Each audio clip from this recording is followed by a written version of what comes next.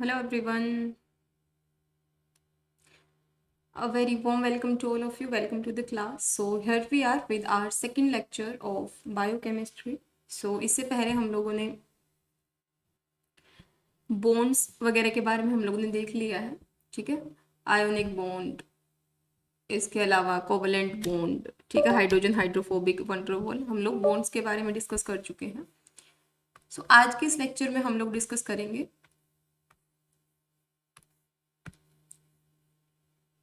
Amino acids के बारे में। जो मेन इंपॉर्टेंट टॉपिक्स मैं आपको करवाऊंगी अभी 13 से पहले, अमीनो एसिड, एंजाइम और कार्बोहाइड्रेट, ठीक है। तो अमीनो एसिड का ये पार्ट 1 है। आज के इस लेक्चर में केवल मैं आपको बेसिक चीजें समझाऊंगी, ठीक है, ताकि आपको अमीनो एसिड्स के बारे में बेसिक इंफॉर्मेशन पता हो। वैसे आपको ये पता होनी चाहिए क्योंकि आप बैचलर मास्टर्स कर चुके हो, बट फिर भी पहले मैं आपको बेसिक करवाऊंगी और कल का जो लेक्चर होगा उसमें हम लोग एडवांस की तरफ मूव ऑन करेंगे, ठीक है। तो चलिए स्टार्ट करते हैं। अमीनो एसिड, अमीनो एसिड का जो जनरल स्ट्रक्चर होता है, सबसे पहले ये देखते हैं क्या होता है। तो जो अमीनो एसिड होते हैं इनके पास में दो चीज इंपॉर्टेंटली आपको देखने को मिलेगी, कार्बोक्सिल ग्रुप और एमाइन ग्रुप। अमीन ग्रुप कहाँ पर है आपका, आप देख सकते हो यहाँ पर आपका क्या है, ये अमीन ग्रुप है यहाँ पर NH2। और कार्बोक्सिल ग्रुप कहाँ पर है आपका, ये आपका कार्बोक्सिल ग्रुप है COOH। ये क्या है, ये आपका कार्बोक्सिल ग्रुप है COOH, ठीक है। तो COOH आपने पढ़ा होगा ना, कार्बोक्सिलिक एसिड, और अमीनो ग्रुप NH2, ठीक है। इसके अलावा और क्या है, और यहाँ पर देखिए ये R ग्रुप यहाँ पर है। इसके अलावा क्या होता है, R ग्रुप होता है। इसके अलावा यहाँ पर क्या होता है, हाइड्रोजन होता है। तो बाकी स्ट्रक्चर तो सेम होता है, ये जो R ग्रुप है ना, यहाँ कुछ चीजें ऐड होती रहती है और बदलती रहती है। तो यहाँ पर ये वाला जो स्ट्रक्चर है, ये इतना इतना स्ट्रक्चर तो कॉमन रहता है। ये जो आपका इतना इतना जो ये स्ट्रक्चर है यहाँ से लेके यहाँ तक, ये तो आपका कॉमन स्ट्रक्चर है। जो चेंज होता है वो ये R चेंज होता रहता है, ठीक है। तो अब जब आप स्ट्रक्चर पढ़ोगे अमीनो एसिड का, उसमें आपको पता होना चाहिए कि ये जो स्ट्रक्चर है ये कॉमन स्ट्रक्चर है आपका। ये आपका क्या है, ये आपका कॉमन स्ट्रक्चर। ये इस तरीके से लिखने के बजाय मैं ऐसे भी लिख सकती हूँ COOH। तो ये आपका क्या है, ये आपका कॉमन स्ट्रक्चर है, राइट।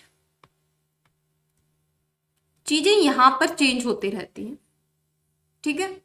तो ये हमारा क्या है, ये हमारा कॉमन स्ट्रक्चर है, ये आपको पता होना चाहिए। अब इसी कॉमन स्ट्रक्चर से मैं आपको दो स्ट्रक्चर बना के बता सकती हूँ।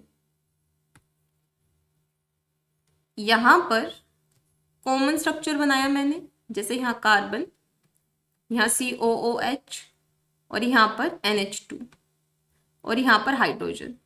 ये जो कार्बन है ना, इस कार्बन को हम लोग क्या बोलते हैं, इस कार्बन को हम बोलते हैं अल्फा कार्बन। क्या बोलते हैं, अल्फा कार्बन। इस अल्फा कार्बन के साथ मान लो यहाँ पर क्या अटैच है, यहाँ पर हाइड्रोजन अटैच है। तो ये आपका क्या हो जाएगा, ये ग्लाइसिन होगा। और ये एक्सेप्शन है, सबसे अलग अमीनो एसिड है ये ग्लाइसिन। क्यों, क्योंकि ये एक ऐसा अमीनो एसिड है जो क्या होता है आपका, ऑप्टिकली इनएक्टिव होता है। क्या होता है, ऑप्टिकली इनएक्टिव कह लो या फिर एकाइरल कह लो। एकाइरल, अकाइरल का मतलब क्या होता है, जो कायरल अमीनो एसिड होते हैं। कायरलिटी का मतलब क्या है, जो कायरल अमीनो एसिड हैं इनका मतलब ये होता है कि आपका ये जो अल्फा कार्बन है ना, इसके चारों तरफ अलग अलग कंपाउंड अटैच हो। जैसे यहाँ पर अटैच है COOH, यहाँ अटैच है NH2, है ना। तो इस अल्फा कार्बन के साथ ये अलग है, ये अलग है जो अटैच है। यहाँ पर हाइड्रोजन कॉमनली अटैच होता है, लेकिन यहाँ पर भी हाइड्रोजन अटैच हो गया। तो चारों अलग अलग नहीं हुए ना, ये अलग है, ये अलग है, लेकिन इधर भी हाइड्रोजन, इधर भी हाइड्रोजन, तो ये दोनों तो सेम सेम हो गए। बल्कि चारों जब अलग होते हैं तो उसको बोलते हैं हम कायरल। फॉर एग्जाम्पल मान लो यहाँ पर होता आपका CH3, तो ये कायरल होता, ठीक है। तो यहाँ पर क्योंकि जो आपका ग्लाइसिन होता है यहाँ पर हाइड्रोजन होता है, तो हाइड्रोजन यहाँ भी हो गया, यहाँ भी, तो ये क्या होगा आपका एकाइरल होगा।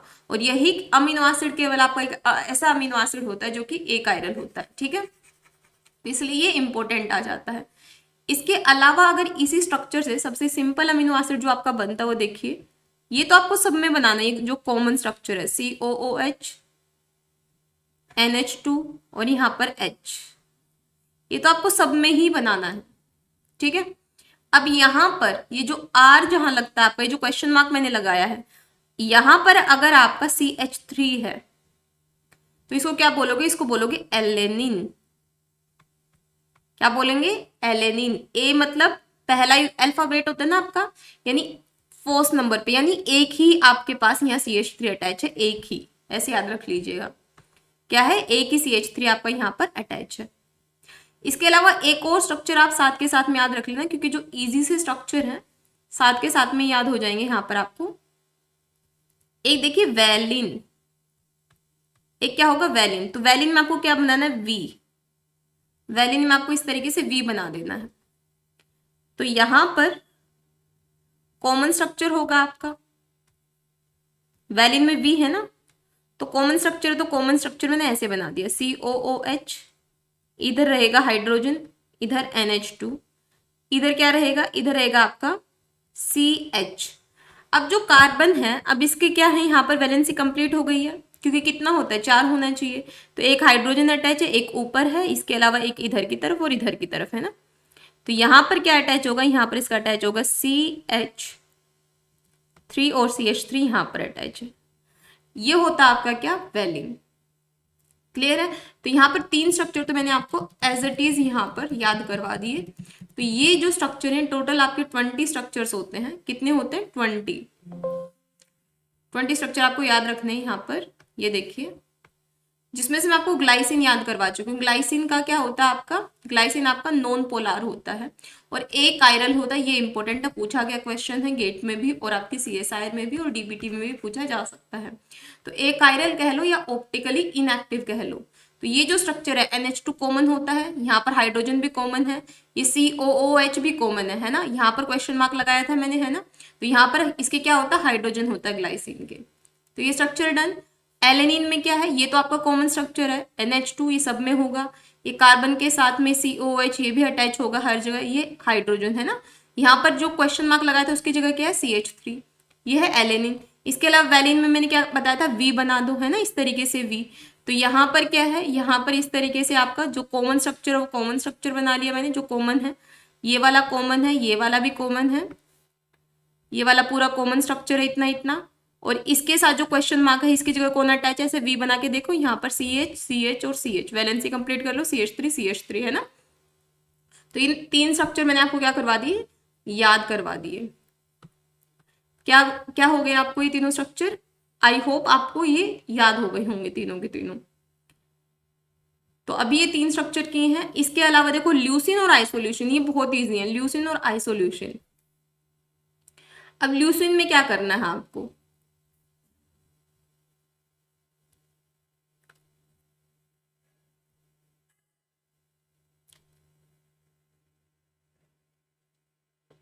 तो ल्यूसिन का 1 लेटर कोड याद रखिएगा, एल होता है। क्या होता है, एल होता है ल्यूसिन का 1 लेटर कोड। और आइसोल्यूशन का क्या होता है, आई होता है। ल्यूसिन को अगर एक लेटर से रिप्रेजेंट करना है एल से करोगे, और आइसोल्यूशन का 1 लेटर कोड क्या होता है, आई होता है। ये चीज आपको क्या रखनी है, याद रखनी है, ठीक है। इतनी चीज क्लियर है। चलिए,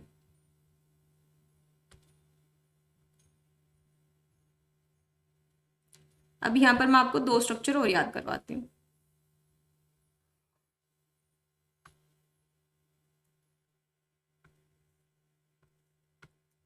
कॉमन स्ट्रक्चर क्या है आपका, कॉमन स्ट्रक्चर जो बिल्कुल इंपॉर्टेंट है, जो आपको याद रखना ही रखना है, वो ये है आपका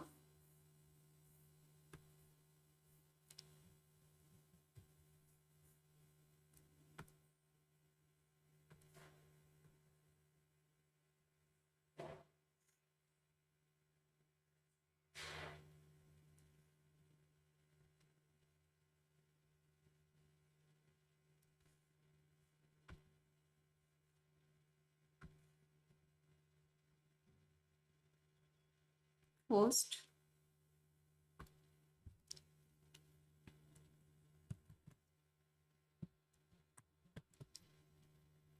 सेकेंड स्ट्रक्चर यहाँ पर बनाएंगे,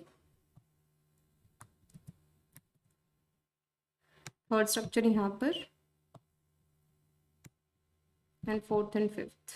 तो ये 5 स्ट्रक्चर मैं यहाँ पर बनाना आपको सिखाऊंगी, किस तरीके से आपको बनाने हैं, ठीक है। और साथ के साथ में आप बनाते चलना, क्योंकि साथ के साथ में आपको ये याद हो जाएंगे। मैं आपको ट्रिक बता रही हूँ किस तरीके से याद रख सकते हो आप स्ट्रक्चर को। देखो, जो आपका कॉमन स्ट्रक्चर कैसा होता है आपका, क्योंकि सब में आपको बनाना ही है सबसे पहले।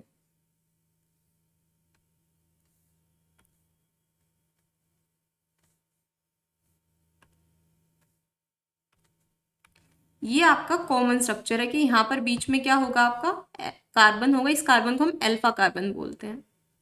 इस तरीके से आपको बनाना है, ठीक है। एक तरफ इसके क्या होगा, एक तरफ होगा COOH।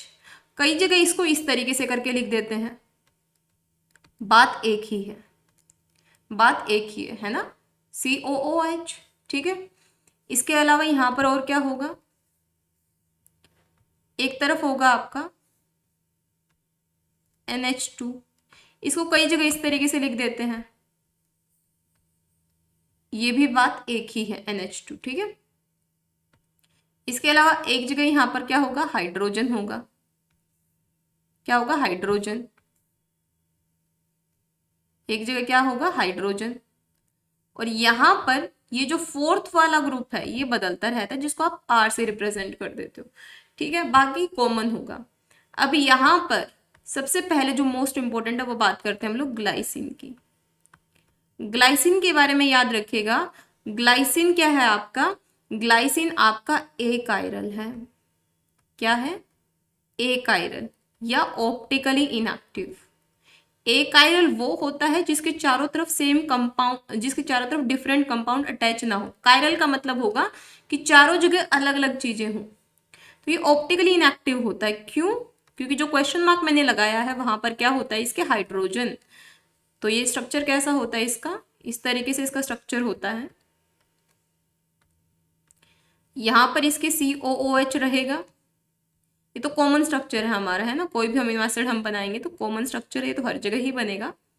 इसके क्या होता है, इसके यहाँ पर ही तो कॉमन स्ट्रक्चर है, यहाँ पर भी इसके हाइड्रोजन होता है। तो इसलिए क्या होता है, ये ऑप्टिकली इनएक्टिव होता है, ऑप्टिकली इनएक्टिव होता है ये।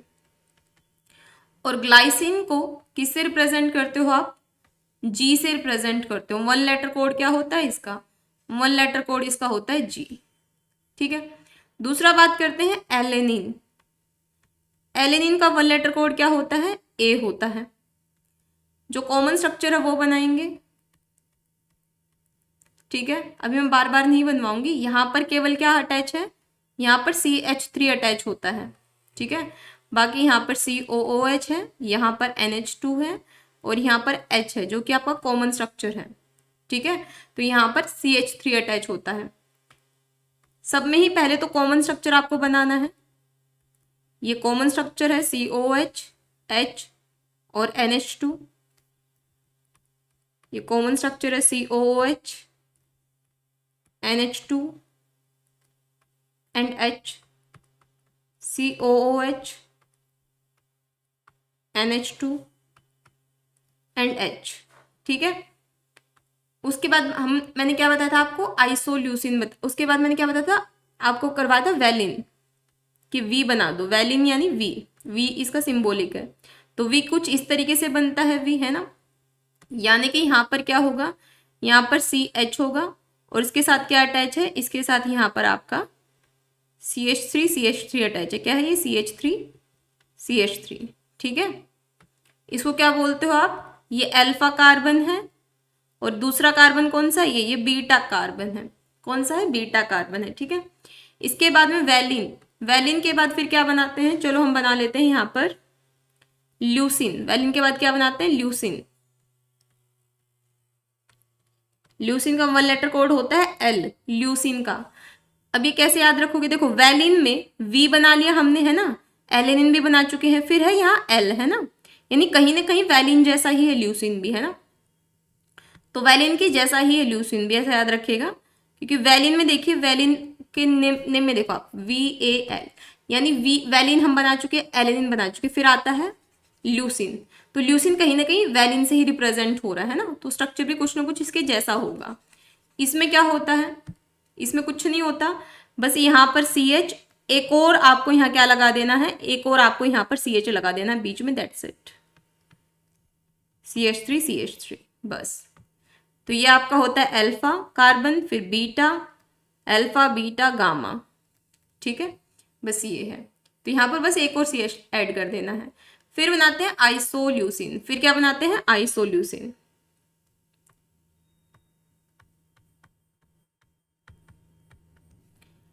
आइसोल्यूसिन में क्या होता है, आइसोल्यूशन में एक CH अटैच किया यहाँ पर, ठीक है। अब आइसोल्यूसिन देखिए, जो आपने वैलिन बनाया था VALINE, तो हमने V कर लिया, A कर लिया, L कर लिया, आइसोल्यूसिन I से रिप्रेजेंट होता है ना, तो यानी आइसोल्यूसिन कहीं ना कहीं ल्यूसिन से कुछ मैच करेगा, है ना। तो देखिए इसके स्ट्रक्चर में आपको क्या करना है, इसके स्ट्रक्चर में जैसे ल्यूसिन में क्या था, 1 2 3 3 थे ना, इसमें भी 3 बना देने हैं आपको, CH, सॉरी यहाँ पर देखो हमने इतना इतना बना लिया है ना, ये अल्फा कार्बन बना लिया, बीटा और गामा कार्बन बनाना है। फिर यहाँ पर भी क्या बनेगा आपका CH2 और यहाँ पर जो वैलेंसिंग कंप्लीट करते चलना। अब यहाँ पर ना इस तरीके से नहीं बनता, जैसे इसमें V ऐसे बना हुआ है ना, ऐसे नहीं बनता, आपके पास सीधा बनेगा यहाँ पर CH3, एक CH3 आपका इधर लग जाता है, नहीं CH2 लगेगा, 2 3, हाँ वैलेंसी कंप्लीट करके चलना है 4 तक। तो यहाँ पर बॉन्ड 4 तक कंप्लीट करके चलने बस आपको, बस ये हो गया आपका आइसोल्यूसिन, ठीक है। यानी इस तरीके से बनेगा, यहाँ पर लगेगा CH2 अब की बार, और यहाँ पर CH2 एंड CH3 स्ट्रेट में 3, ठीक है। ये हो गया आइसोल्यूसिन, ये 3 स्ट्रक्चर आपको याद रखने हैं।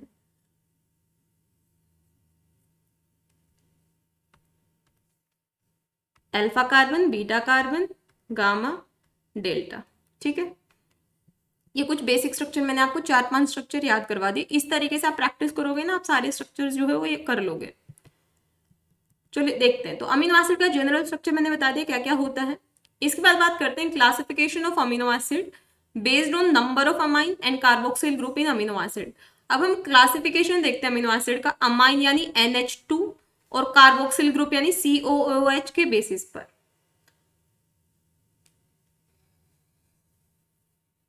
अब आप ये बताइए, जो आपका COH है क्या है, ये कार्बोक्सिलिक एसिड है, क्या है ये, कार्बोक्सिलिक एसिड, यानी जिसमें COOH जो है ये प्रेजेंट होगा, वो क्या होगा, वो आपका एसिडिक होगा, कार्बोक्सिल एसिड एसिडिक होगा। और NH2 यानी कि अमाइन, अमाइन क्या होता है, बेसिक, तो वो क्या होगा, बेसिक अमीनो एसिड होगा, ठीक है। तो आपकी जो अमीनो एसिड होते हैं इसके बेसिस पर acidic amino acid, basic amino acid और न्यूट्रल अमीनो एसिड। तो एसिडिक अमीनो एसिड का एग्जांपल क्या है आपका, एस्पारेटिक एसिड और glutamic acid. Basic amino acid का एग्जांपल क्या है, लाइसिन, आर्जिनिन और हिस्टिडीन। और न्यूट्रल अमीनो एसिड का क्या है, वैलिन और ग्लाइसिन। अब ना आपको एक चीज याद रखनी है, आपके जो 20 अमीनो एसिड होते हैं ना, उनका 1 लेटर कोड सबका याद रखना है। जैसे ग्लाइसिन का G होता है, ठीक है, एलेनिन को A से रिप्रेजेंट करते हो, वैलिन को V से, ल्यूसिन को L से, आइसोल्यूसिन को I से रिप्रेजेंट करते हो, तो 1 लेटर कोड सबका याद रखना है। एस्पारेटिक एसिड और ग्लूटामिक एसिड कैसे रिप्रेजेंट करते हो इसको, D से और E से। किसे रिप्रेजेंट करते हो, D से और E से। इसके बाद ल्यूसिन, लाइसिन, आर्जिनिन और हिस्टिडीन कैसे रिप्रेजेंट करते हो, लाइसिन को रिप्रेजेंट करते हो आप K से, लाइसिन को, आर्जिनिन को R से और हिस्टिडीन को H से, ठीक है। 1 लेटर कोड सबका याद रखना है, क्योंकि देखो अगर आपको याद करना acidic amino acid, for example आपको याद करना है एसिडिक अमीनो एसिड, तो 1 लेटर कोड जैसे आपको याद है ED या DE, ठीक है। तो एसिडिक अमीनो एसिड DE, बस इस तरीके से याद कर सकते हो, D एसिडिक अमीनो एसिड। तो D आपको याद होना चाहिए, D किसका है, एस्पारेटिक का है, और E किसका है, ग्लूटामिक का है, ठीक है। बेसिक अमीनो एसिड का क्या याद कर सकते हो आप, जैसे शाहरुख खान का क्या करते हो, SRK करते हो ना, SRK, तो यहाँ बस आपको HRK याद रखना है, HRK H यानी हिस्टडीन, R यानी आर्जिनिन और K यानी लाइसिन। तो 1 लेटर कोड अगर आपको याद रहेगा तो आप कर सकते हो बहुत इजीली।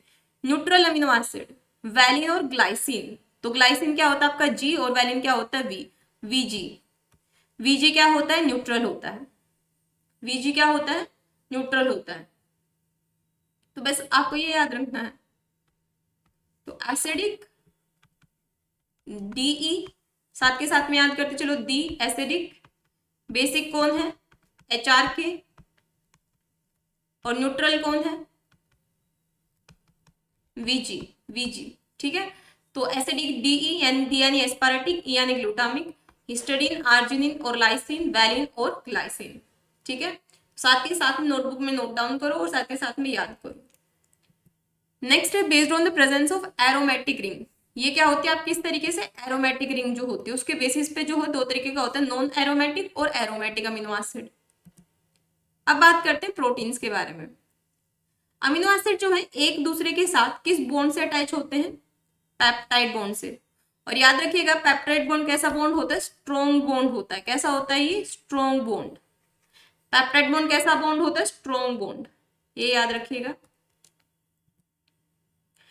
पेप्टाइड बॉन्ड बनता कैसे है आपका, देखो पहले मैं समझाती हूँ फिर ये स्लाइड जो है ये करवाऊंगी।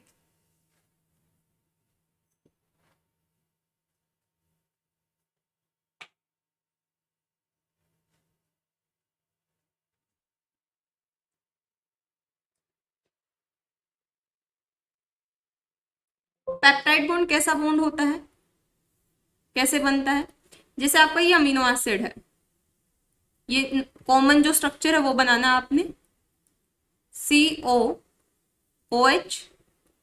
NH2H। ठीक है, इसके अलावा एक और कॉमन स्ट्रक्चर बना लो यहीं पे, COOH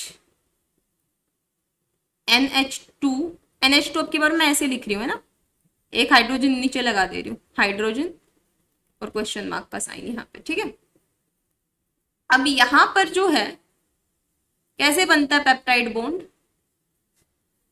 इसका OH और इसका H क्या होता है, वाटर के फॉर्म में बाहर निकल जाता है।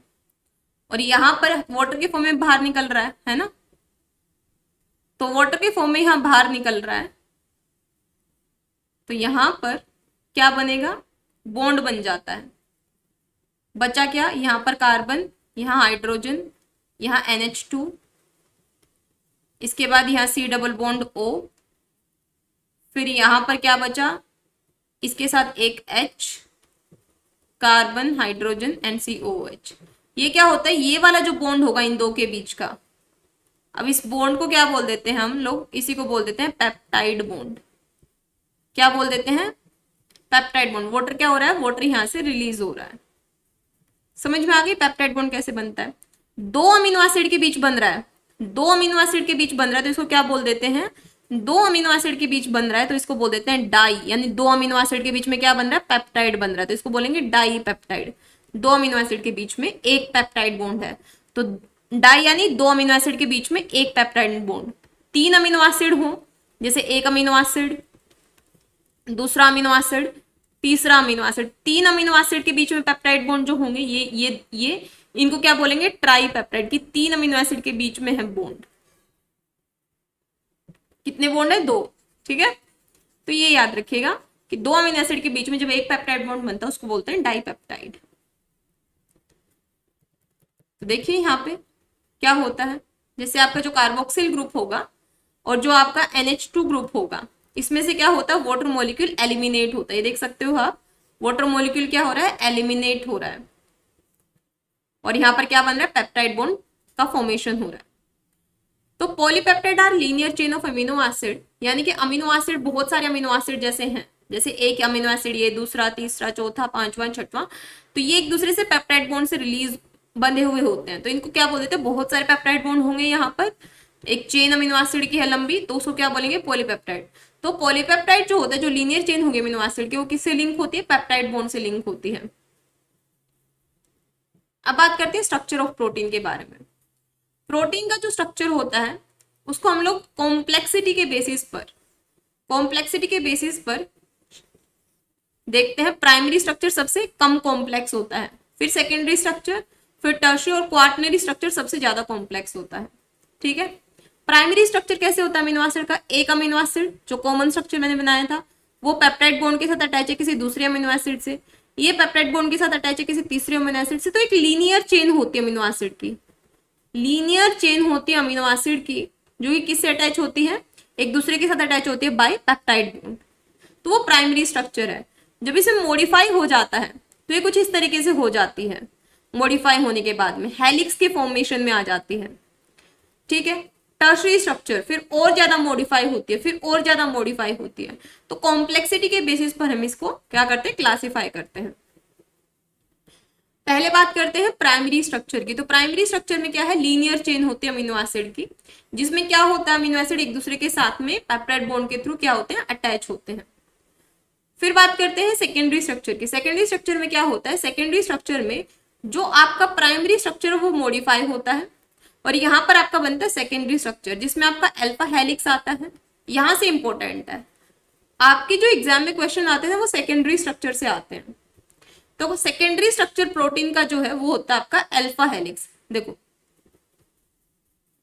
होता क्या है, देखो अब आपने अमीनो एसिड का स्ट्रक्चर देख लिया है ना। अब यहाँ पर जैसे कोई एक अमीनो एसिड है, इसका सी डबल बॉन्ड हो, यहाँ पर NH होगा, वाटर रिलीज होने के बाद पेप्टाइड बॉन्ड बन जाता है। ठीक है, फिर यहाँ पर फिर NH होगा, है ना, इस तरीके से। यहाँ ये एक पेप्टाइड बॉन्ड है, यहाँ पर ये पेप्टाइड बॉन्ड है। इसको मैं ऐसे लिख देती हूँ कि एक अमीनो एसिड है यहाँ पर, वो पेप्टाइड बॉन्ड के साथ अटैच है किसी दूसरे अमीनो एसिड के साथ में, वो पेप्टाइड बॉन्ड के साथ अटैच है किसी तीसरे अमीनो एसिड के साथ में, फिर पेप्टाइड बॉन्ड है, फिर पेप्टाइड बॉन्ड है, फिर पेप्टाइड बॉन्ड है। इस तरीके से जो अमीनो एसिड हैं ये एक दूसरे के साथ पेप्टाइड बॉन्ड से जुड़े हुए हैं, एक लीनियर फॉर्म में, एक लीनियर यानी सीधी चेन है। इसको क्या बोलते हैं? इसको बोलते हैं हम लोग प्राइमरी स्ट्रक्चर।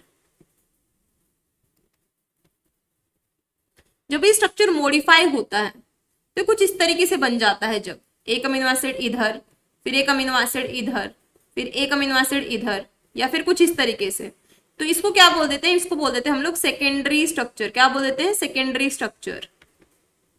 और ये जो मॉडिफाई हुआ है इसका नाम क्या रख देते हैं? क्योंकि हेलिक्स आपने देखा होगा स्प्रिंग इस तरीके से हेलिक्स के जैसा, तो इसको बोल देते हैं हेलिक्स, अल्फा हेलिक्स और बीटा शीट। और ये बहुत इंपॉर्टेंट आपका हो जाता है एग्जाम पॉइंट ऑफ व्यू से, क्योंकि इससे क्वेश्चन आपके पूछे जाते हैं।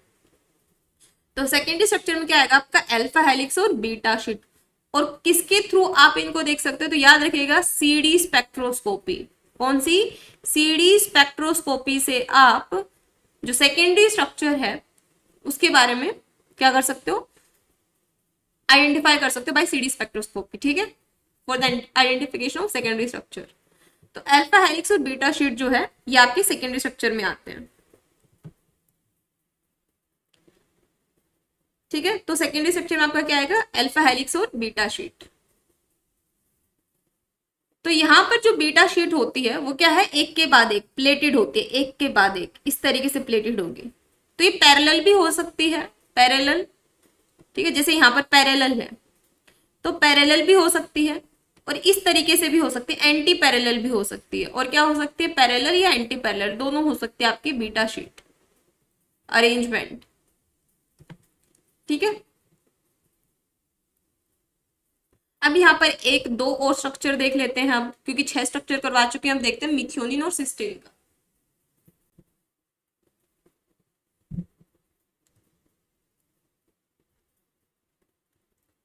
ये आपका क्या है? ये आपका कॉमन स्ट्रक्चर है। इतना इतना आपका क्या है?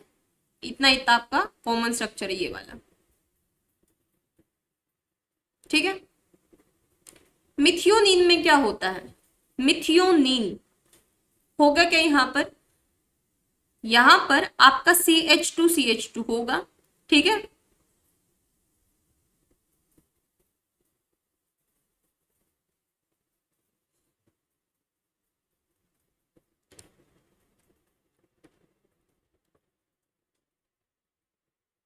इसको याद रखिएगा, दो सिम। दो सिम कैसे याद रखोगे? दो सिम से याद रखना, दो सबसे पहले आपका क्या होगा, दो आपके CH2 होंगे, ठीक है। दो क्या होंगे? दो CH2 होंगे, ऐसे याद रख सकते हो।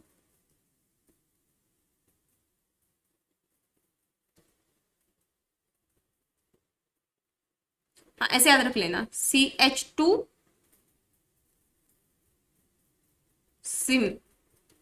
CH2 SIM. यानी आपका जो CH होंगे वो कितने होंगे? दो होंगे, फिर S होगा, फिर मिथाइल ग्रुप होगा, यानी कि CH2 आपके क्या होंगे? दो बार होंगे। फिर यहाँ पर आपका सल्फेट ग्रुप होगा, सल्फाइड ग्रुप के बाद फिर यहाँ मिथाइल होगा। तो ये याद रखेगा मिथियोनिन में, ठीक है, मिथियोनिन।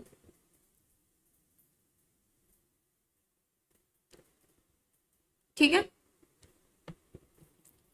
ये यहाँ पर खास पॉइंट आपका ये है। सेम सिस्टीन में भी क्या होता है? SH होता है।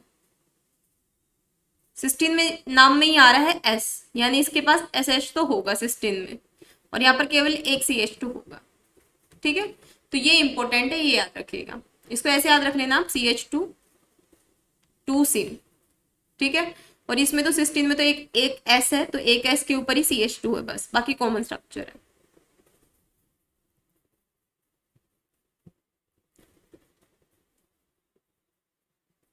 फिर बात करते हैं टर्शरी स्ट्रक्चर की। टर्शरी स्ट्रक्चर क्या होता है? 3 डायमेंशनल 3D स्ट्रक्चर होता है आपका tertiary structure, 3D structure. Protein क्या होता है? प्रोटीन फोल्ड होता है अपॉन इटसेल्फ। ये क्या होता है? बायोलॉजिकली एक्टिव होता है। क्वार्टनरी स्ट्रक्चर क्या होगा? दो या दो से ज्यादा पॉलीपेप्टाइड चेन होंगी। जैसे एक पॉलीपेप्टाइड चेन कैसे? इस तरीके से अमीनो एसिड एक दूसरे के साथ जुड़े हुए हैं, मान लो बहुत सारे अमीनो एसिड, तो यहाँ दो या दो से ज्यादा पॉलीपेप्टाइड चेन होंगी। दो या दो से ज्यादा, बहुत सारे अमीनो एसिड जो है चेन में अरेंज होंगे, दो या दो से ज्यादा पॉलीपेप्टाइड चेन। देख सकते हो यहाँ एक ही चेन है, एक दूसरी चेन एक रेड और ब्लू कलर से आपको दिख रही होगी, ठीक है। इसके बाद में अरेंजमेंट कैसे होता है पॉलीपेप्टाइड चेन का with respect to each other? कौन से बॉन्ड के थ्रू होता है? हाइड्रोजन बॉन्ड या वंडरवॉल इंटरेक्शन के through. Quaternary structure made up of 4 polypeptide chain, यानी दो या दो से ज्यादा भी हो सकती है, 3 भी 4 भी है ना। तो यहाँ पर जो है क्वार्टनरी स्ट्रक्चर में, अब यहाँ पर अगर आप देखोगे तो हीमोग्लोबिन का दिखाया गया आपको यहाँ पर। तो यहाँ पे हीम ग्रुप में क्या है? 2 अल्फा 2 बीटा। क्या है यहाँ पर? 2 अल्फा 2 बीटा। तो 2 अल्फा पॉलीपेप्टाइड चेन है, 2 बीटा है। पॉलीपेप्टाइड चेन समझ पा रहे हो आप क्या होता है? जैसे एक अमीनो एसिड दूसरे अमीनो एसिड के साथ ये बहुत सारे अमीनो एसिड अटैच है। इसके अलावा एक और चेन बनी हुई है ऐसे अमीनो एसिड की, डिफरेंट डिफरेंट अमीनो एसिड की। तो मान लो यहां पर ये कुछ इस तरीके से अल्फा चेन है, तो 2 अल्फा चेन है। इसके अलावा दो आपकी क्या है? 2 आपकी बीटा चेन है, ठीक है। तो इस तरीके से आपका यहाँ पर 2 alpha chain and 2 beta chain, ठीक है। किसका बनाया गया है? हीम ग्रुप यहाँ पे दिखाया गया है, बीच में हीमोग्लोबिन का आपको यहाँ दिखाया गया है। इसके बाद में जो आपका प्रोटीन होता है उसका डीनेचुरेशन दिखाएगा कि प्रोटीन डीनेचुरेशन में क्या होता है आपका। जो प्रोटीन होता है, प्रोटीन डीनेचुरेशन में आप क्या करते हो? बॉन्ड को ब्रेक कर देते हो। जैसे प्रोटीन एक दूसरे से कैसे जुड़े होते हैं? पेप्टाइड बॉन्ड से। अब इस पेप्टाइड बॉन्ड को ही तोड़ दोगे तो प्रोटीन ऐसे क्या हो जाएगा? बिखर जाएगा, डीनेचर हो जाएगा। अब कुछ बातें याद कर लेते हैं जो शायद आपके एग्जाम में आ जाए और आपको पता भी होनी चाहिए। देखो रूबिस्को, रूबिस्को आप पढ़ते हो प्लांट फिजियोलॉजी में, है ना। तो राइबोलोज बिसफॉस्फेट कार्बोक्सिलेज ऑक्सीजन, तो रूबिस्को यहाँ पर क्या है? रूबिस्को आपकी सबसे मोस्ट अबंडेंट प्रोटीन है बायोस्फीयर में। अगर पूछा जाए that most abundant protein in biosphere, biosphere में सबसे ज्यादा पाए जाने वाला प्रोटीन कौन सा होता है बायोस्फीयर में? तो बायोस्फीयर में जो सबसे ज्यादा पाया जाने वाला प्रोटीन वो आपका रूबिस्को है। क्या है? Rubisco, राइबोलोज bisphosphate carboxylase, राइबोलोज bisphosphate carboxylase and oxygenase, ठीक है। ये इसका फुल फॉर्म है, मोस्ट अबंडेंट प्रोटीन इन बायोस्फीयर। अगर पूछा जाए कि एनिमल प्रोटीन कौन सा ज्यादा पाया जाता है तो आपको पता होना चाहिए क्या होता है? ये कोलाजन होता है। अब बात करते हैं क्लासिफिकेशन प्रोटीन का on the basis of composition, shape and structure and function. Protein जो होता है आपका, सबसे पहले अगर बात करें तो कंपोजिशन के बेस पे बात करते हैं। किसके बेस पे? पहले बात करेंगे कंपोजिशन के बेस पे। तो दो तरीके का होता है, सिंपल और कॉन्जुगेटेड। कंपोजिशन के बेस पे सिंपल में क्या होता है? एक लंबी चेन होती है अमीनो एसिड की, कोई दूसरा कंपाउंड नहीं होता। मतलब केवल यहाँ क्या होगा? केवल प्रोटीनेशियस पार्ट होगा, अमीनो एसिड ही होगा यहाँ पर। लेकिन यहाँ पर जो आपका प्रोटीनेशियस होता है, अमीनो एसिड एक दूसरे के साथ भी लिंक होंगे, प्लस यहाँ पर प्रोस्थेटिक ग्रुप भी होगा। क्या होता है? प्रोस्थेटिक ग्रुप भी होगा, नॉन प्रोटीनेशियस पार्ट भी होगा। तो ये होता है आपका कॉन्जुकेटेड। सिंपल प्रोटीन की एग्जांपल देखो आप, कोलेजन जो आपकी स्किन में पाया जाता है, कोलेजन आपने सुना होगा ना, जैसे एड वगैरह आती है, कोलेजन युक्त है ये क्रीम, ये लोशन है ना, तो ऐसे आपने सुना होगा। तो कोलेजन फाउंड इन स्किन, कहाँ पाया जाता है? स्किन में। मायोसिन जो आपके मसल्स में पाया जाता है, एक्टिन मायोसिन सुने होंगे आपने।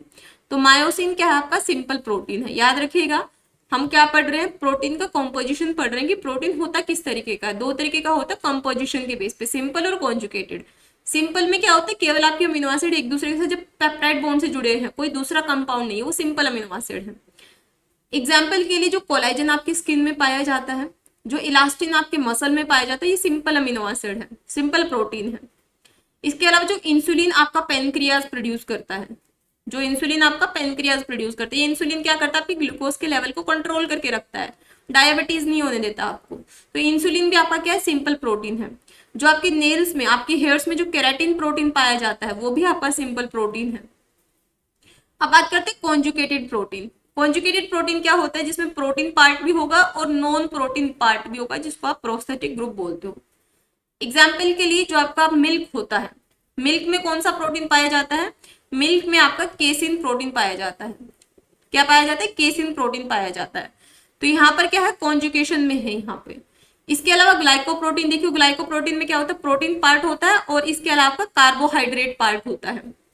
तो प्रोटीन और कार्बोहाइड्रेट कहाँ पाया जाता है? आपका सलाइवा में, ठीक है। म्यूसिन प्रोटीन आपके सलाइवा में होता है, वो आपका ग्लाइकोप्रोटीन का एग्जाम्पल है। इसके अलावा अगर आप बात करोगे न्यूक्लियो प्रोटीन, न्यूक्लियो प्रोटीन कैसे? आपका जो प्रोटीन है, जब राइबोसोम उसके ऊपर अटैच है, तो राइबोसोम आपका क्या है? आपका न्यूक्लिक एसिड हो गया, राइबोसोम, सॉरी यहाँ पर ये आपका क्या हो गया? Nucleic acid. इसके अलावा आपका प्रोटीन पार्ट यहाँ लिंक है, ठीक है। फिर लिपोप्रोटीन, लिपिड और प्रोटीन, ये क्या है? आपके, ये आपके कॉन्जुकेटेड है। क्रोमोप्रोटीन, ये भी आपका कॉन्जुकेटेड का एग्जाम्पल है। इसके बाद बात करते हैं यहाँ पर based on shape and structure. Shape और स्ट्रक्चर के बेस पे प्रोटीन दो तरीके के होते हैं, फिब्रस और ग्लोबुलर। फिब्रस प्रोटीन कौन से होंगे? आपके केराटिन और कोलेजन। ग्लोबुलर प्रोटीन कौन से होंगे? आपके हीमोग्लोबिन, इम्यूनोग्लोबिन और ओवल ग्लोबुलिन। इसके अलावा फिर बात करते हैं यहाँ पर protein based on function. Function के बेस पर बात करते हैं कितने टाइप के प्रोटीन होते हैं। तो फंक्शन के बेस पर अगर बात करें यहाँ पर इलास्टिन, केराटिन और कोलेजन, ये बोन्स में प्रेजेंट है स्ट्रक्चरल प्रोटीन। फिर कॉन्ट्रेक्टाइल प्रोटीन, एक्टिन और मायोसिन कहाँ होता है? मसल में होता है। केसिन वे प्रोटीन न्यूट्रिएंट प्रोटीन है, जो मिल्क में होता है। रेगुलेटरी प्रोटीन जैसे आपका जो इंसुलिन, ग्लूकागोन, एंजियोटेंसिन होता है। इसके अलावा ट्रांसपोर्ट करने वाले जो प्रोटीन है हीमोग्लोबिन और हेओसाइनिन है। हीमोग्लोबिन आपके ब्लड में होता है। कैटालिटिकल प्रोटीन कौन से होते हैं? आपके जो आपकी रेट ऑफ रिएक्शन को इंक्रीज करते हैं, जैसे ट्रिप्सिन, काइमोट्रिप्सिन, ये सारे हो गए। ये बेसिक चीजें आपको पता होनी चाहिए, है ना, कि कौन सा प्रोटीन आपका क्या है। तो हमने क्या क्या देख लिया? प्रोटीन का बेसिक स्ट्रक्चर देख लिया कैसा होता है। मैंने 7 से 8 अमीनो एसिड उनके स्ट्रक्चर आपको बना के बता दिए। क्या आपका सिंपल प्रोटीन होता है। सेकेंडरी में आपका कौन कौन सा आता है? अल्फा हेलिक्स और बीटा शीट। टर्शरी का देख लिया। क्वाटनरी स्ट्रक्चर मैंने आपको बता दिया, है ना। तो हमने क्या देख लिया? प्राइमरी स्ट्रक्चर देख लिया, सेकेंडरी स्ट्रक्चर देख लिया। इसके अलावा हम लोगों ने टर्शरी स्ट्रक्चर देख लिया। क्वाटनरी स्ट्रक्चर मैंने आपको बता दिया यहाँ पर, जैसे 2 अल्फा 2 बीटा, ये मतलब क्वाटनरी में क्या होता है? 2 से ज्यादा पॉलीपेप्टाइड चेन होती है। 3D स्ट्रक्चर के बारे में डाइसल्फ, सेकेंडरी स्ट्रक्चर सबसे इंपॉर्टेंट है, भी बता दिया। इसमें अल्फा हेलिक्स और बीटा शीट के बारे में बात करते हैं। सबसे ज्यादा कौन सा आपका प्रोटीन पाया जाता है बायोस्फीयर में? सबसे ज्यादा कौन सा प्रोटीन आपका पाया जाता है एनिमल्स में? ये हम लोगों ने बात कर ली। कितने टाइप्स के प्रोटीन होते हैं, ये बात कर लिया। इसके अलावा प्रोटीन के स्ट्रक्चर को अंडरस्टैंड करने के लिए हम लोग क्या पढ़ते हैं? रामाचंद्रन प्लॉट पढ़ते हैं। जो किसने बताया आपको? GN रामाचंद्रन। तो इन्होंने फिगर आउट किया कि किस तरीके से हम प्रोटीन के स्ट्रक्चर को पता कर सकते हैं। So he is known for his discovery of the collagen structure and the Ramachandran plot. किस लिए जाना जाता है? कोलेजन स्ट्रक्चर की डिस्कवरी इन्होंने की थी। कोलेजन आपको पता होना चाहिए, आपके स्किन में पाया जाता है कोलेजन, ठीक है। कोलेजन आपकी स्किन में पाया जाता है और क्या होता है? सिंपल प्रोटीन होता है आपका। और रामाचंद्रन प्लॉट, इसकी डिस्कवरी किसने की थी? जी.एन. रामाचंद्रन ने की थी। Ramachandran plot is among the most outstanding contribution in structural biology. It help in understanding the conformation of different protein. अलग अलग प्रोटीन के conformation को अगर आपको पता करना है, so Ramachandran plot important role play करता है। तो क्वेश्चन भी पूछा गया है, conformation of different protein can we, ऐसा क्वेश्चन, ऐसे आपका है ना एक लाइन, जैसे चार आपके ऑप्शन है, ऐसे एक लाइन में लिख दिया जाएगा, can we determine the conformation of protein by Ramachandran plot? So the answer is yes. So protein structure के कंफर्मेशन को पता करने के लिए, उसके स्ट्रक्चर को पता करने के लिए हम लोग रामाचंद्रन प्लॉट जो है देखते हैं।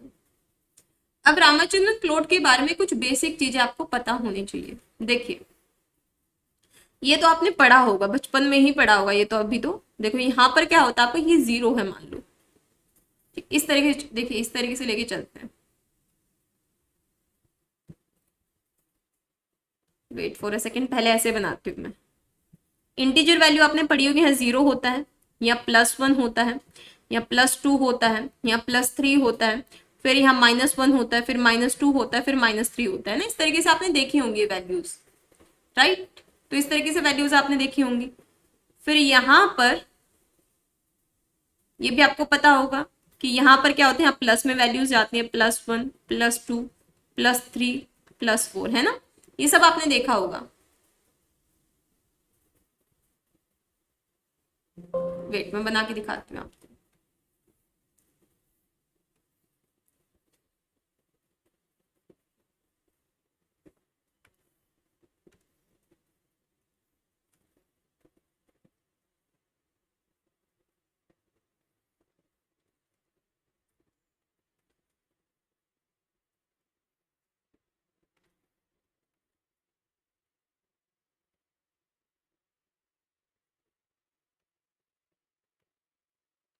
देखिए, आपने पता होगा, जैसे पहले इसके बारे में बात करते हैं, इस वाले के बारे में। यहाँ मान लो जीरो है, तो जीरो के इधर की तरफ, राइट हैंड की तरफ क्या होती है, प्लस वैल्यूज होती हैं, और लेफ्ट हैंड की तरफ नेगेटिव वैल्यूज होती हैं। इंटीजर वैल्यूज आपने पढ़ी होंगी। तो यहाँ पर जीरो है, यहाँ पर क्या होता है, +1, +2, +3, +4, +5। ये पढ़ा होगा कि इधर वैल्यूज क्या होती है आपकी, इधर की तरफ आपकी वैल्यूज प्लस में होती हैं। ये तो पढ़ा होगा आपने।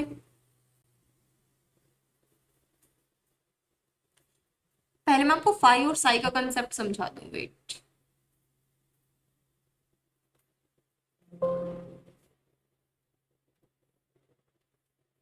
देखिए, हम लोगों ने पेप्टाइड बॉन्ड का फॉर्मेशन देख लिया था, थोड़ा सा और आगे पढ़ते हैं कि क्या होता है साई और क्या होता है फाई। थोड़ा इसके बारे में बात कर लेते हैं। ये कॉमन स्ट्रक्चर आपने देखा था, कार्बन है, यहाँ हमारा क्या होता है, C डबल बॉन्ड O होता है। इधर की तरफ मैंने बताया था क्या होता है, NH2 होता है।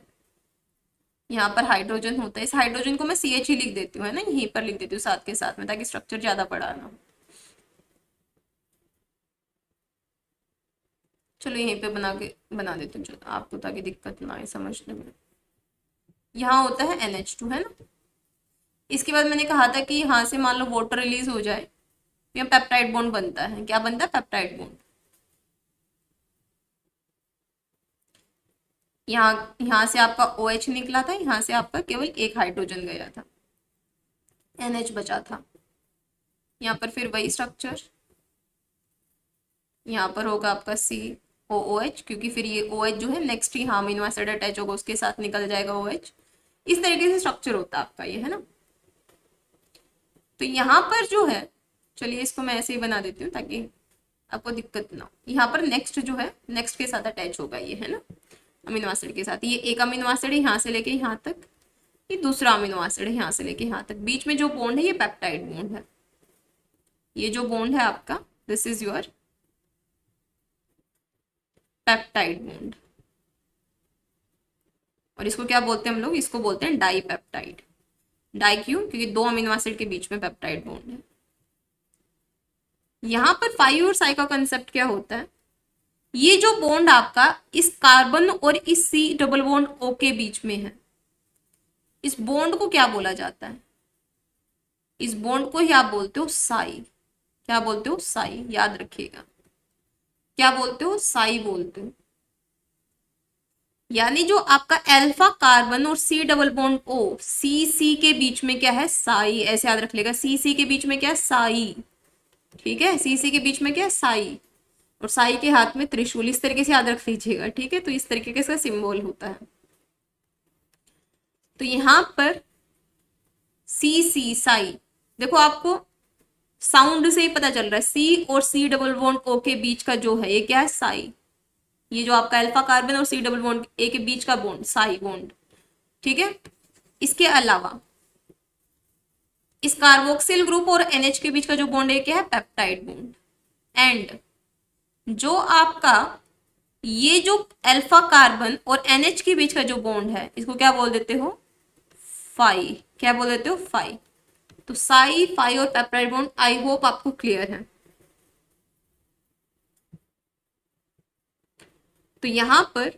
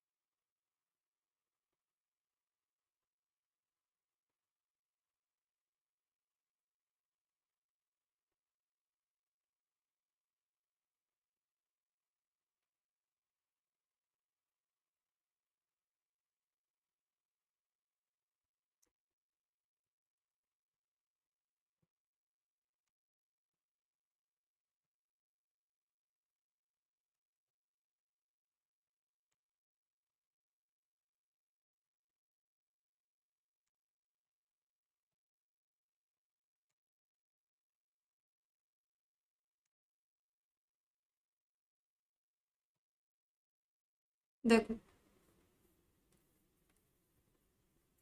अब आपको ये तो पता होगा कि यहाँ पर इधर की तरफ आपकी जीरो होती है, इधर +1 +2 प्लस वैल्यूज जाती है। ठीक है, तो जो हम लोग लेंगे यहाँ पर लूंगी मैं जीरो। क्या लूंगी मैं, जीरो। इधर भी मान के चलूंगी मैं जीरो।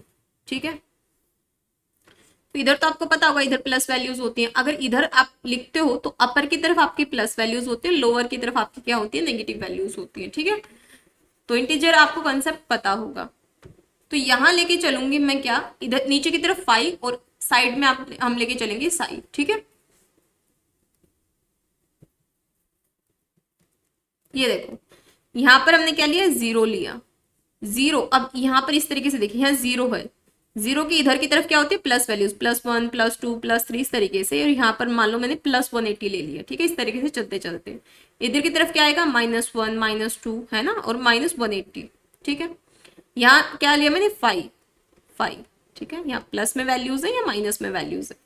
ठीक वैसे ही अगर हम या इस तरीके से देखें तो जीरो, इधर प्लस वैल्यूज होती है, +1 +2 है ना, इस तरीके से यहाँ +180। फिर यहाँ -1 -2 -3, इधर -180। ठीक है, क्लियर है। और यहाँ लेंगे हम लोग साई, एक्स एक्सिस पे 5 और वाई एक्सिस पे साई। देखो वाई कैसे, ऐसे याद रखो, वाई वाई कैसा दिख रहा है, साई जैसा ही दिख रहा है। तो यहाँ पर लेंगे हम लोग, यहाँ 180 प्लस में होगा, +1 +2 +1 +2 इस तरीके से, -1 -2, या माइनस में होगा 180। यहाँ पर भी -1 -2, यानी यहाँ पर भी माइनस में होगा 180, और यहाँ पर इधर की तरफ प्लस में होगा 180। तो इधर लेते हैं हम लोग प्लस में साई, इधर लेंगे माइनस में साई। ठीक है, इसके बाद यहां पर माइनस में 5 और इधर माइनस में प्लस में 5। ठीक है, ये वैल्यूज याद रखिएगा।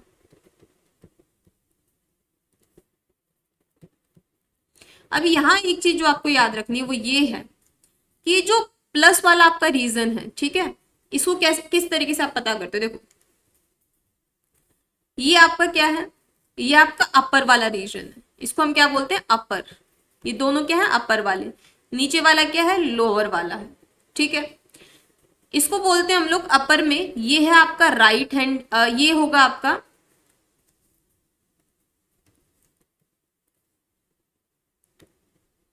ये अपर होगा, ये लोअर होगा। ठीक है, तो आपका जो अल्फा हेलिक्स होता है ना, दो तरीके का होता है अल्फा हेलिक्स, याद रखिएगा।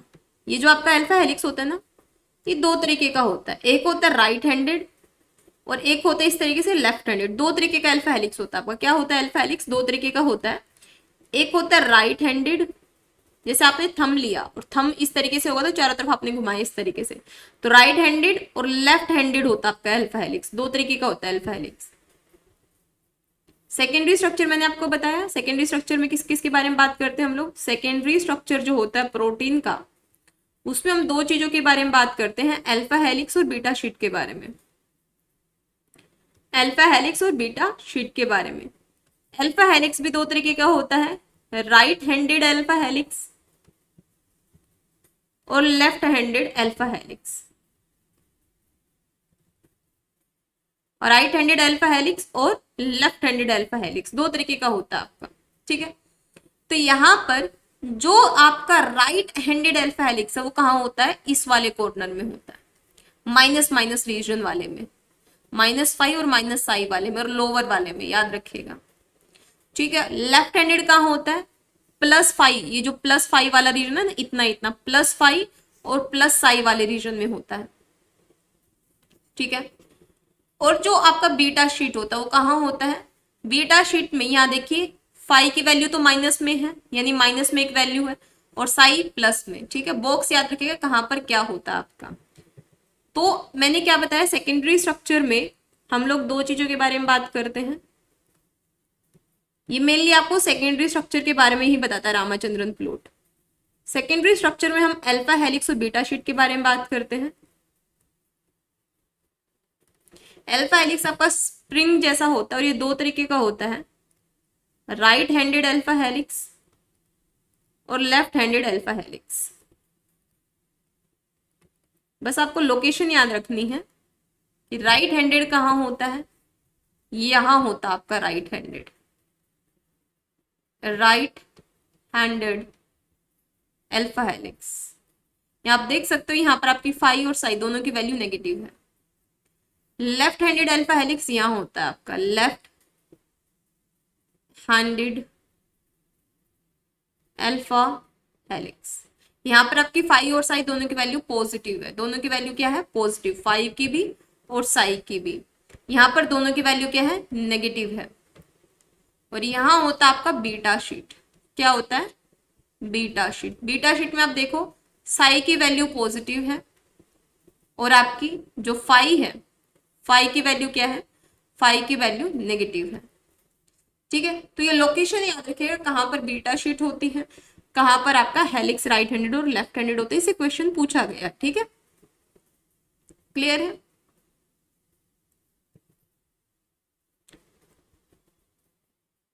सो यहां पर white region strictly disallow for all amino acid except glycine. Red region जो है आपका, ये जो रेड वाला रीजन है, allowed namely the alpha helix and beta sheet conformation, और येलो एरिया आउटर लिमिट है। ठीक है,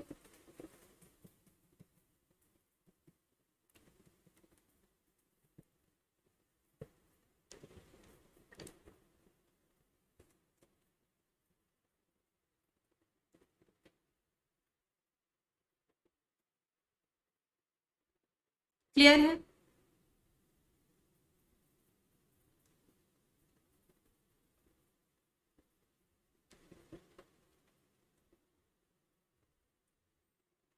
क्लियर है इतनी। तो यहां पर हम लोग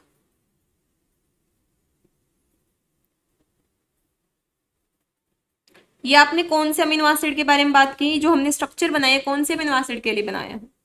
नॉर्मली आपके अमीनो एसिड जो होते हैं किस फॉर्म में प्रेजेंट होते हैं, नॉर्मली अमीनो एसिड आपके, नॉर्मली जो आपके अमीनो एसिड होते हैं वो एल फॉर्म में प्रेजेंट होते हैं। किस फॉर्म में, एल फॉर्म में प्रेजेंट होते हैं। ठीक है, तो जो रामाचंद्रन प्लॉट होते हैं सारे अमीनो एसिड के लिए है एक्सेप्ट ग्लाइसिन। ठीक है,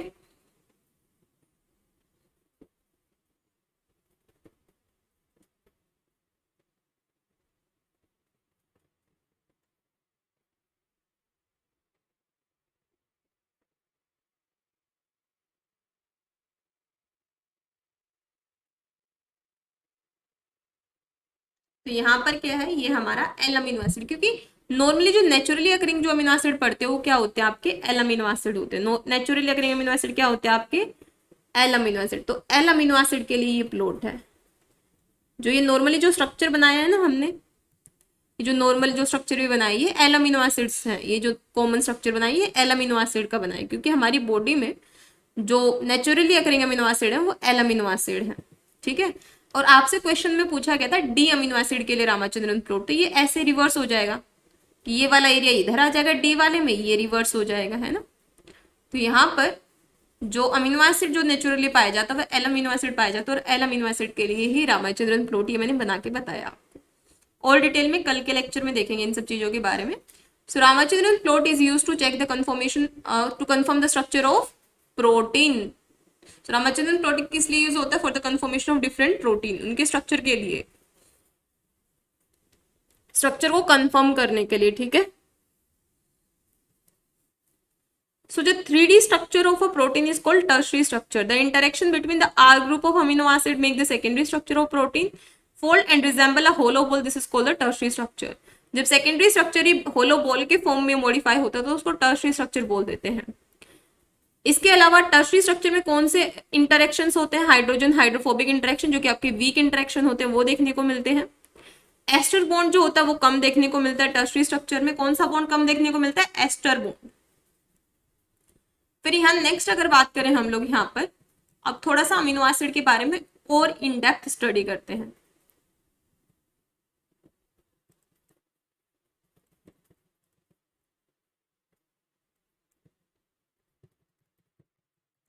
थोड़ा सा, और ये जो क्लास है ना बेसिक है, ये चीजें आपको पता होनी चाहिए प्रोटीन पढ़ने से पहले। आपके अमीनो एसिड दो तरीके के होते हैं, असेंशियल और नॉन असेंशियल। असेंशियल का मतलब है जरूरी, जो आपकी बॉडी को चाहिए ही चाहिए। नॉन असेंशियल ये है, नॉन असेंशियल मतलब इतने जरूरी नहीं है, आपकी बॉडी खुद बना लेगी। असेंशियल यानी जो चाहिए ही चाहिए। तो इसकी ट्रिक याद रखिएगा, वीआईपी होल। वैसे भी आजकल सबको ही वीआईपी होल तो चाहिए, वीआईपी चीजें चाहिए, तो आपकी बॉडी को भी वीआईपी होल में टीटी, इस तरीके से ट्रिक याद रखिएगा। तो एसेंशियल अमीनो एसिड कौन कौन से होते हैं, वी यानी वैलिन, आई यानी आइसोल्यूसिन, पी यानी के, पी क्या हो जाएगा आपका फिनाइल एलेनिन, एच यानी histidine.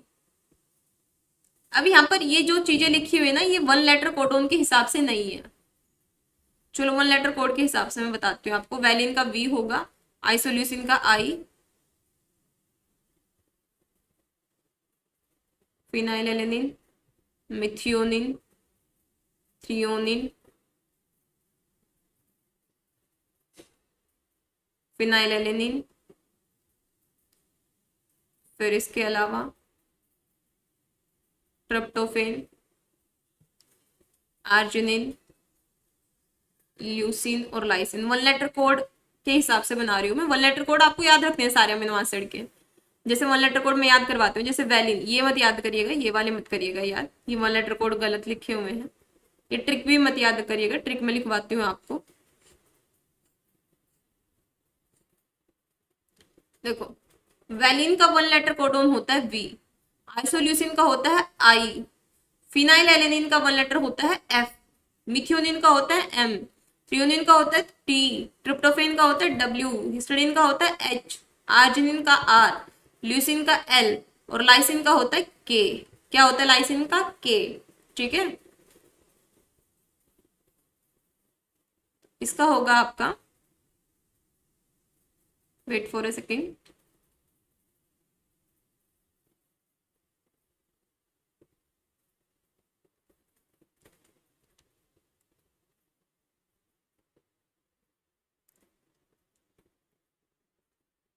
Wait for a second, BIFMTWHRLK। Wait, मैं एक बार ट्रिक बनाती हूँ इनकी, कैसे याद कर सकते हो।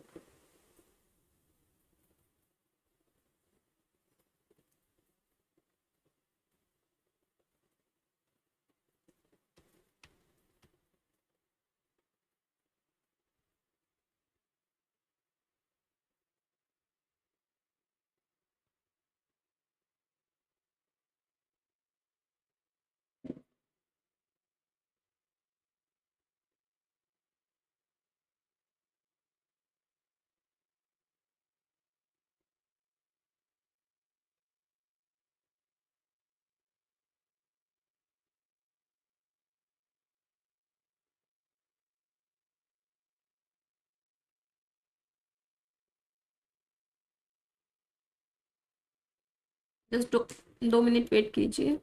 BIMHR।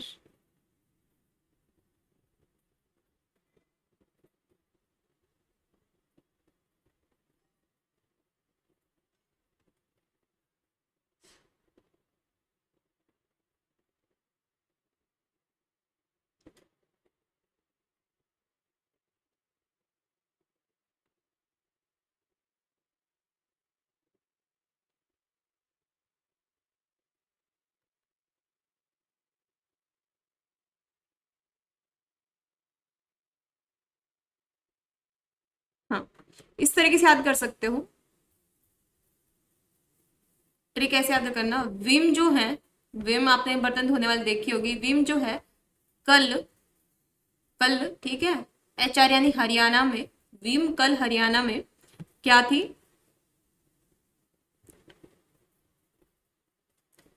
Few, FW, few, few थी, ठीक है,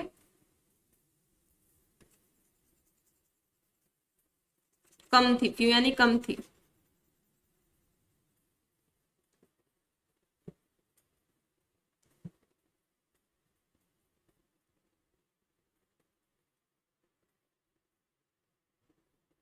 ये ऐसे याद कर लीजिएगा, विम जो है कल हरियाणा में 5 थी, 5 है ना, 5, 5 में F याद करिएगा, 5 थी, विद में W,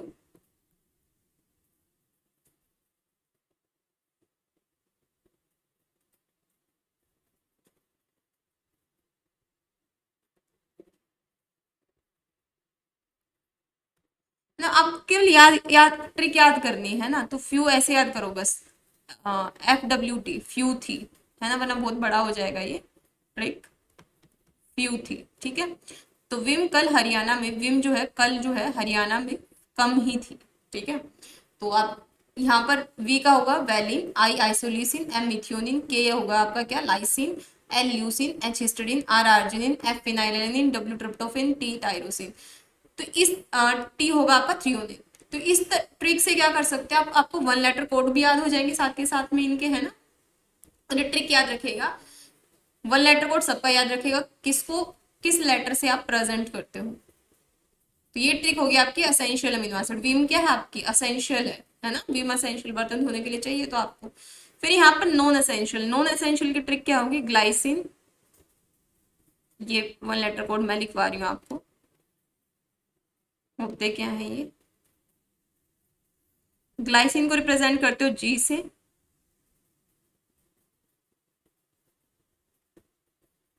ग्लूटामेट को रिप्रेजेंट करते हो ई से, प्रोलिन को पी से, एलेनिन को ए से, ग्लूटामिन को क्यू से, एस्पारेटिक एसिड को,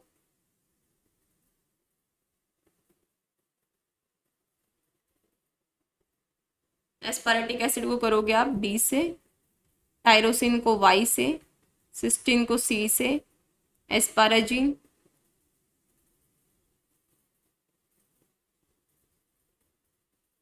एस्पाराजिन को करेंगे हम एस्पाराजिन और सेरिन।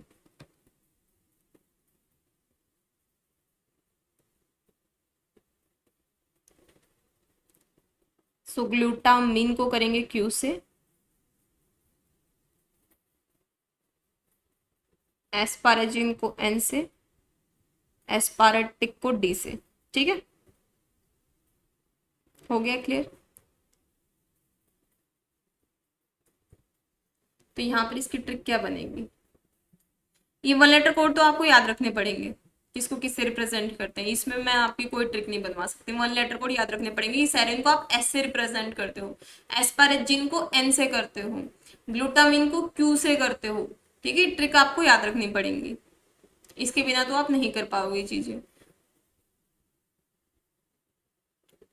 इनको कैसे याद करोगे, किन कौन कौन से नॉन एसेंशियल है।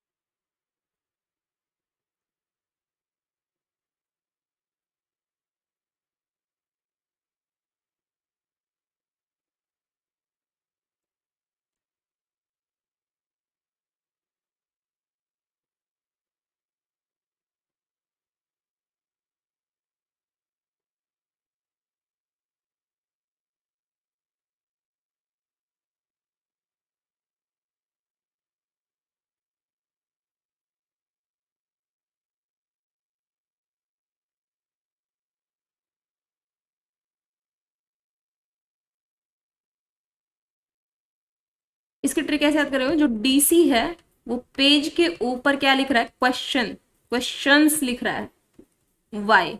ठीक है, ये आपके नॉन एसेंशियल का ट्रिक हो गया। यानी कि डी किसके लिए रिप्रेजेंट करते हो आप, डी होता आपका, डी किसके लिए होगा, एस्पारेटिक एसिड के। देखो चार के मैं याद करना आपको सिखा देती हूँ। देखो एस्पारेजिन, इनके स्ट्रक्चर भी सेम सेम ही होते हैं कुछ कुछ। एस्पारेजिन, ग्लूटामीन, एस्पारेटेट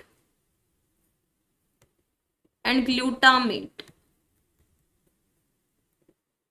ये दोनों जो होते हैं आपके एसिडिक अमीनो एसिड होते हैं। एस्पारेजिन और एस्पारेटेट और ग्लूटामेट, ये आपके एसिडिक अमीनो एसिड होते हैं। क्या होते हैं, एसिडिक अमीनो एसिड होते हैं। एसिडिक अमीनो एसिड क्यों, COOH की प्रेजेंस की वजह से। और ये जो एस्पारेजिन और ग्लूटामिन होता है, यहाँ आपका अमाइड ग्रुप होगा। क्या होगा, अमाइड ग्रुप होगा, ये याद रखिएगा दोनों में।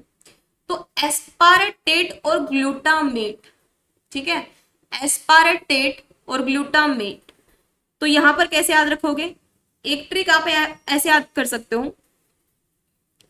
देखो ABCDEFGH है ना, तो जी के अगल बगल कहीं डी है ना, एक दो छोड़ के, GD है ना, GDP से जी याद रखेगा ना कि आपका, अरे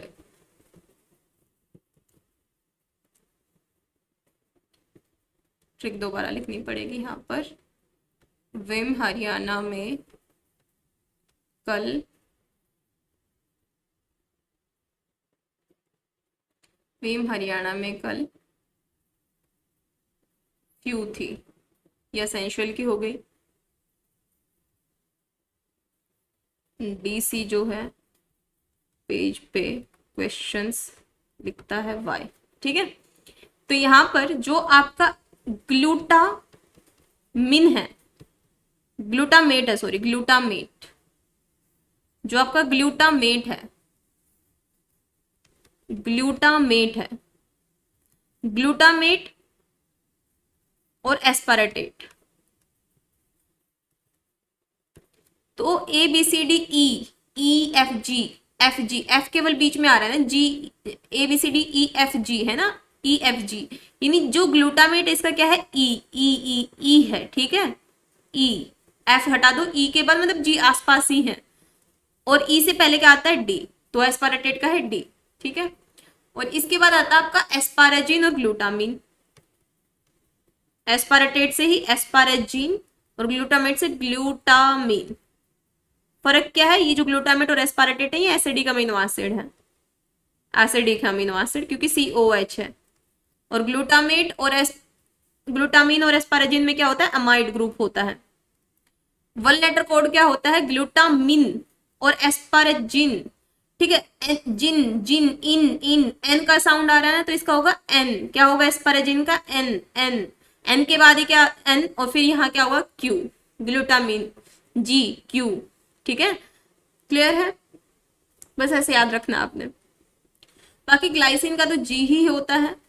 फिर उसके बाद में आपका यहाँ पर ग्लूटामिक कह लो या ग्लूटामेट कह लो, है ना, तो इसका क्या होता है आपका, इसका होता है ई, प्रोलिन का होता है पी, एलेनिन का ए, ग्लूटामीन मीन मीन मीन आ रहा है ना, तो इसका क्या होगा क्यू, एस्पारेटिक का क्या होगा डी, टायरोसिन टायरोसिन, तो टायरो टायरो टायरो में क्या आ रहा है वाई आ रहा है, टायरो में क्या आ रहा है वाई, क्योंकि ना जो टी भी लिख सकते थे हम वन लेटर कोडोनिस का, लेकिन थ्रियोनिन में थ्रियोनिन का टी होता है, तो ऐसे तो हम कंफ्यूज भी हो जाएंगे, तो टायरोसिन का हमने वाई लिख दिया, हमने क्या वैसे भी इसका वाई होता है, ठीक है, तो टायरोसिन का क्या होता है वाई।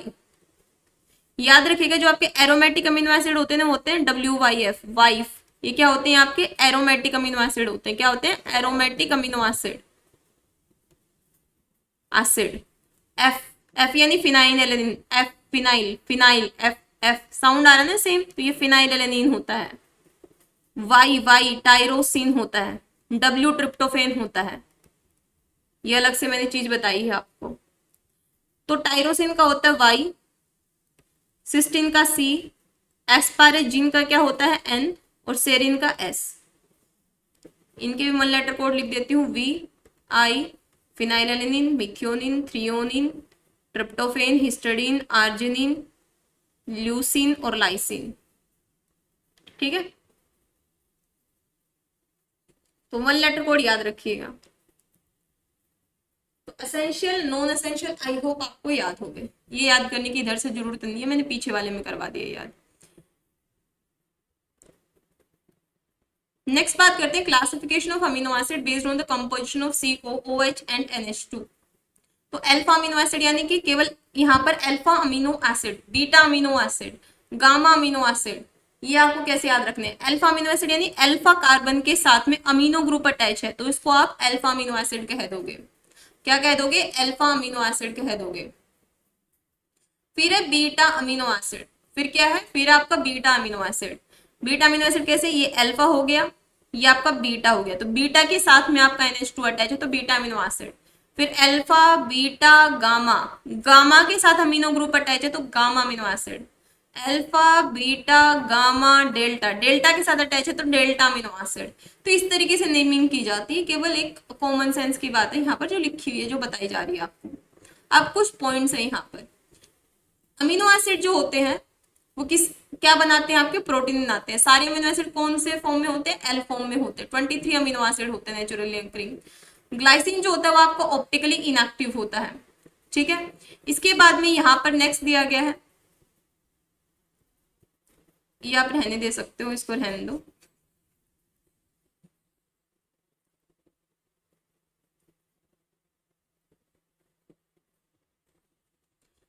यहाँ आपको स्ट्रक्चर बना के बताए गए कि कौन से अल्फा अमीनो एसिड है,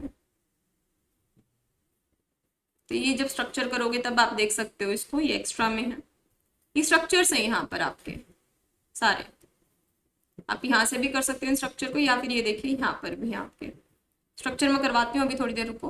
पहले बात कर लेते हैं ज्विटर आयन के बारे में। ज्विटर आयन क्या होता है, ज्विटर आयन जो है पीएच के ऊपर डिपेंड करता है, सॉल्यूशन के पीएच के ऊपर।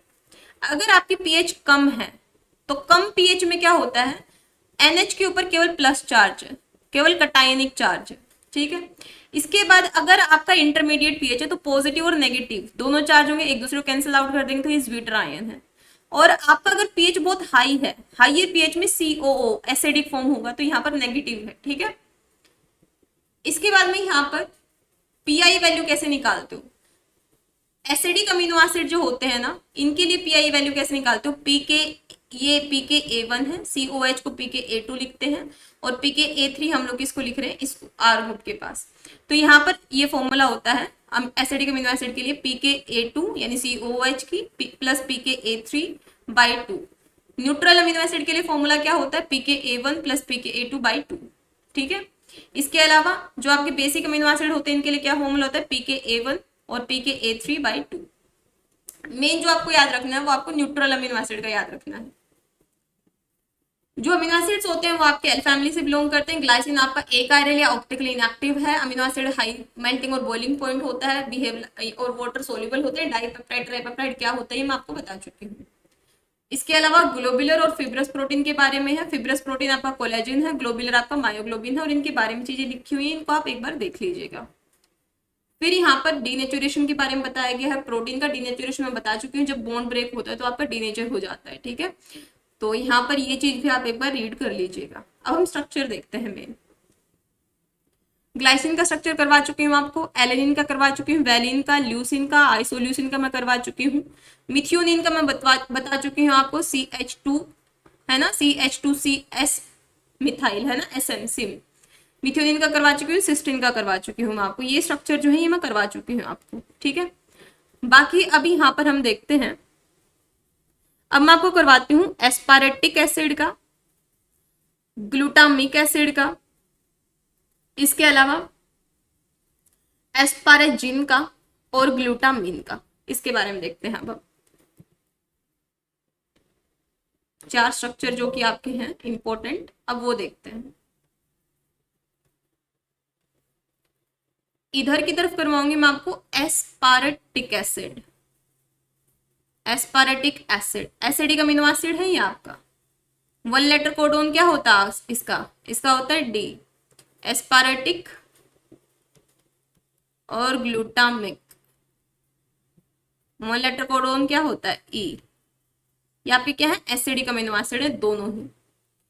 एस्पारेटिक अमीनो एसिड का स्ट्रक्चर कैसा होता है, कॉमन स्ट्रक्चर पहले बनाना है आपको। यहाँ COOH होता है, यहाँ H होता है, यहाँ NH2 होता है।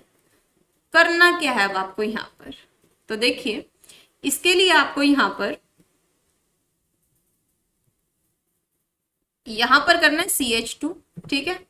क्योंकि ये एसिडिक है तो क्या लगेगा, एसिडिक ग्रुप लगेगा यहाँ पर, कौन सा, COOH। क्या लगेगा यहाँ पर आपका COH, या फिर COH को आप ऐसे भी लिख सकते हो, C double bond carboxylic acid लगेगा, ठीक है। ग्लूटामिक एसिड में क्या होता है, ग्लूटामिक एसिड में कुछ नहीं, नॉर्मल कॉमन स्ट्रक्चर बनाओ। कॉमन स्ट्रक्चर बनाया मैंने यहाँ पर, COOH है, इसके बाद यहाँ H है, इसके बाद NH2 है। यहाँ पर क्या लगेगा, एसिड है क्योंकि ये, तो ये CH2 है ना। एस्पारेटिक में एक CH2 था, इसमें दो CH2 लगा देने हैं। बाकी क्योंकि ये एसिड है तो एसिडिक ग्रुप आपको लगा देना है, कार्बोक्सिलिक एसिड।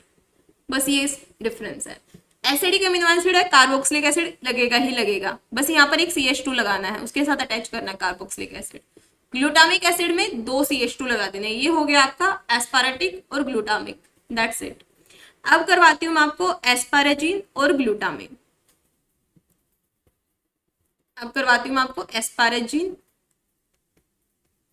एस्पारेजिन जिन यानी अमाइन ग्रुप कोई लगा होगा, एस्पारेजिन और ग्लूटामिन।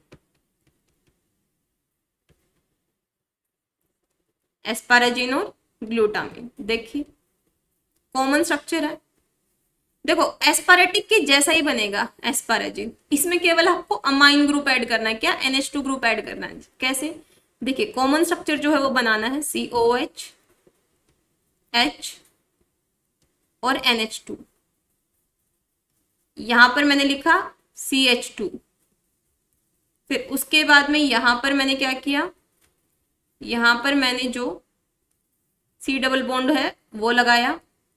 ये जो सिंगल बॉन्ड है ना, बस इसकी जगह आपको NH2 उठा के लगा देना, दैट्स इट। ये हो गया आपका एस्पाराजिन। ग्लूटामीन वाला जो स्ट्रक्चर है ना, यहाँ पर भी केवल आपको NH2 ऐड करना है, सेम ऐसे ही ये आपका ग्लूटामीन हो जाएगा। तो COOH H NH2, यहाँ पर सेम ग्लूटामेट जैसा ही बनाना है, CH2 C डबल बॉन्ड हो, बस यहाँ पर आपको NH2 लगा देना, ये हो गया आपका ग्लूटामीन। तो कितने स्ट्रक्चर कर लिया हम लोगों ने, 1 2 3 4 5 6। ग्लूटामीन कर लिया है, एस्पारेजिन कर लिया है, 10 स्ट्रक्चर करवा दिए मैंने आपको, ठीक है। तो इस तरीके से करके आपको ये सारे स्ट्रक्चर आपको करने हैं।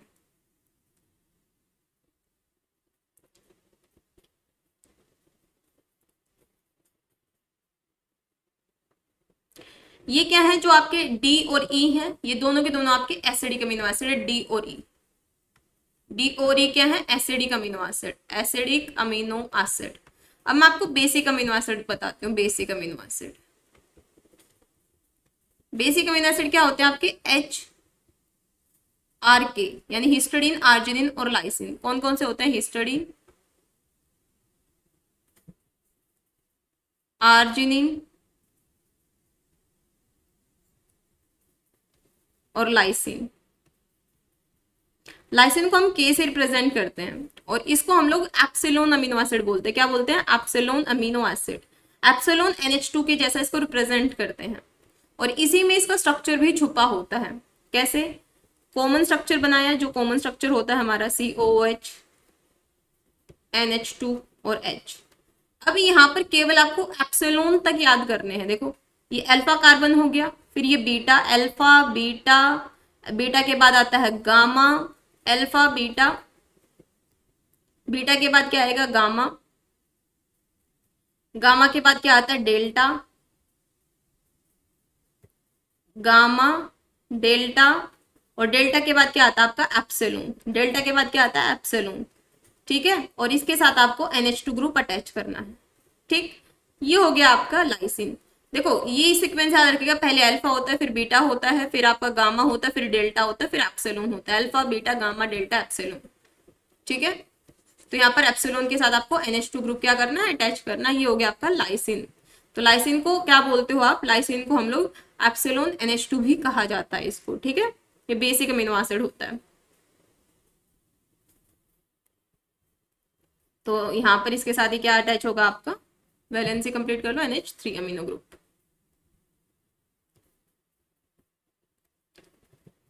इसके बाद यहाँ पर देखते हैं हम लोग किसके बारे में, लाइसिन हो गया। इसके अलावा आर्जिनिन, आर्जिनिन में क्या होता है, आर्जिनिन में थोड़ा सा चेंज होता है। आर्जिनिन में बस क्या चेंज होता है,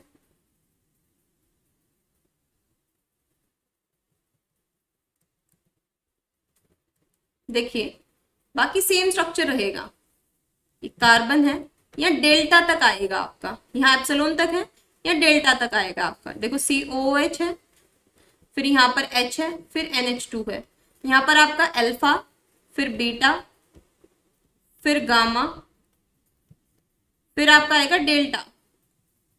डेल्टा के साथ आपका N ग्रुप अटैच होगा और इसके साथ इस C ग्रुप के साथ आपका क्या अटैच होगा, इस C ग्रुप के साथ आपका अटैच होगा NH2 और NH, NH और NH2।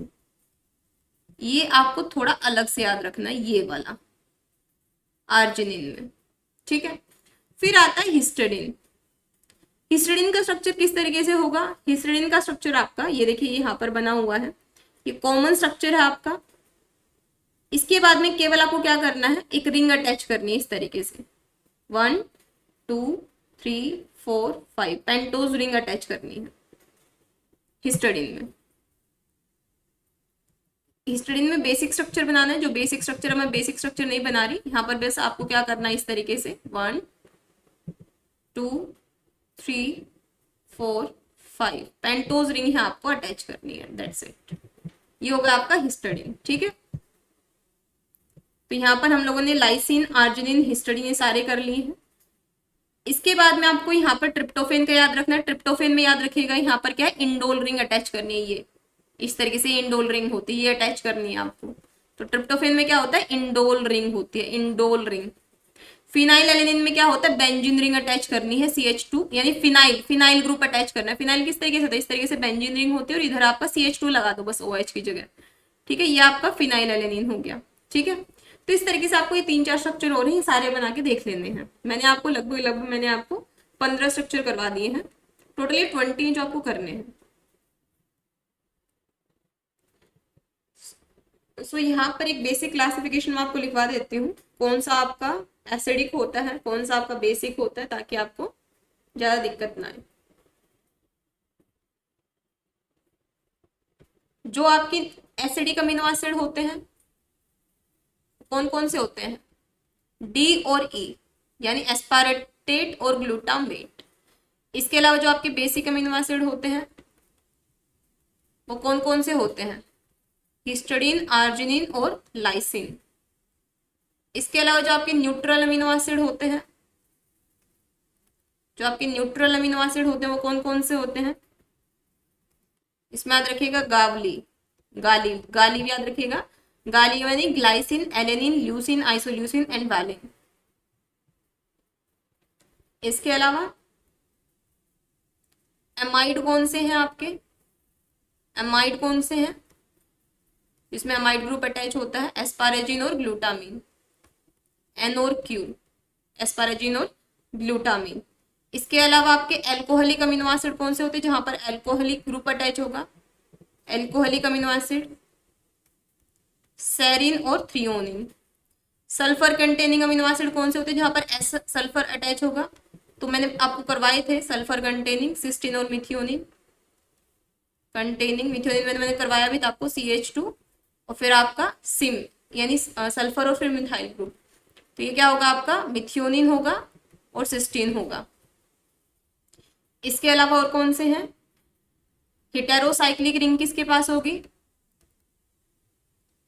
हिटेरोसाइक्लिक रिंग किसके पास होगी? ये होगी आपकी हिस्टडीन और प्रोलिन के पास। एरोमेटिक अमीनो एसिड कौन से होते हैं? एरोमेटिक अमीनो एसिड कौन से होते हैं? WYF, wife, tryptophan, tyrosine, phenylalanine. जिसमें से जो ट्रिप्टोफेन होता है इसके पास कौन सी रिंग होती है? इंडोल रिंग होती है। और जो आपका ग्लाइसिन होता है ये क्या होता है? ए कायरल होता है या ऑप्टिकली इनएक्टिव होता है। ये इसके बारे में इंपॉर्टेंट चीज है। इंडोल रिंग ट्रिप्टोफेन के बारे में इंपॉर्टेंट चीज है। इसके अलावा जो आपका के यानी लाइसिन जो है इसके इसके पास क्या होता है? एप्सिलॉन अमीनो ग्रुप होता है। इसके अलावा और क्या याद रखना है आपको एरोमेटिक अमीनो एसिड के अलावा? चलो ये चीज आपको याद रखनी है, ठीक है। सो असेंशियल और नॉन असेंशियल अमीनो एसिड कौन से होते हैं? तो असेंशियल अमीनो एसिड याद रखिएगा कौन से होते हैं? असेंशियल, असेंशियल अमीनो एसिड होता है हमारा valine, isoleucine, methionine, histidine, arginine, lysine, leucine, phenylalanine, tryptophan, threonine, ठीक है। और नॉन एसेंशियल कौन से थे? नॉन एसेंशियल कौन से थे?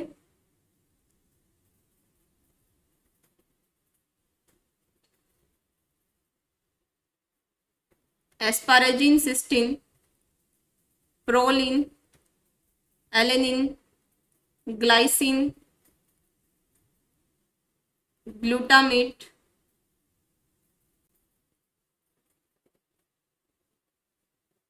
Glutamine, asparagine, serine and tyrosine, ठीक है।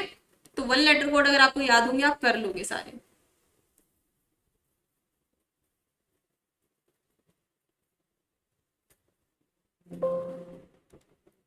वन लेटर कोड कैसे याद रखोगे? देखिए ग्लाइसिन का क्या होता है 1 लेटर कोड?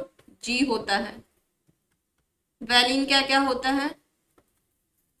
V होता है। एलेनिन का क्या होता है? A होता है। आइसोल्यूसिन का क्या होता है? I होता है। ल्यूसिन का क्या होता है? L होता है। ये सारे आपके क्या हैं? सारे के सारे आपके न्यूट्रल अमीनो एसिड हैं। इसके अलावा मिथियोनिन का क्या होता है? M होता है। इसके अलावा सिस्टीन का क्या होता है? S होता है। ये दोनों क्या होते हैं? सल्फर कंटेनिंग होते हैं।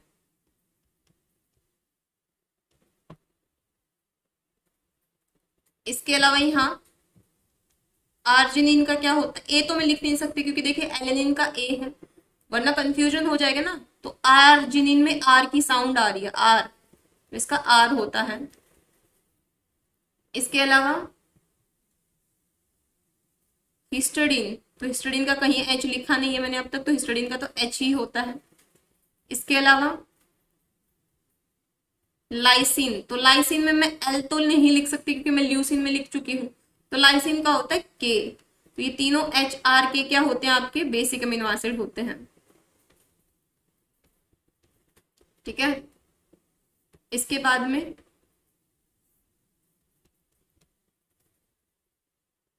एस्पारेटिक एसिड, ग्लूटामिक एसिड। इसका क्या होता है, एस्पारेटेट का ए तो लिख नहीं सकते क्योंकि एलेनिन में लिख चुकी हूँ। तो एस्पारेटेट में क्या लिखूं मैं, एस्पारेटेट, एस्पारेटेट या एस्पारेटिक, तो मैंने डी लिख दिया। ग्लूटामेट ई के आसपास है, ई एफ जी, तो ई लिख दिया। ये दोनों क्या होते हैं, दोनों होते हैं हमारे एसिडिक अमीनो एसिड। इसके बाद में एस्पारेजिन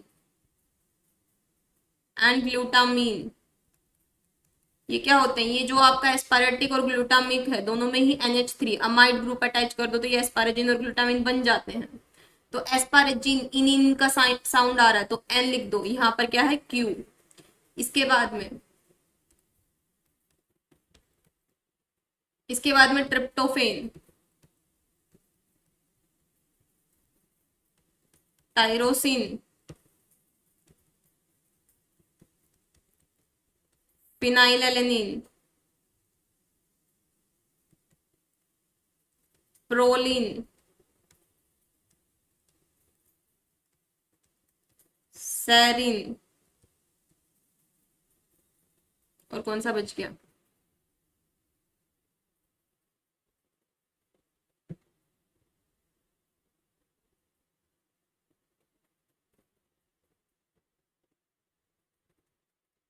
एक और है क्या।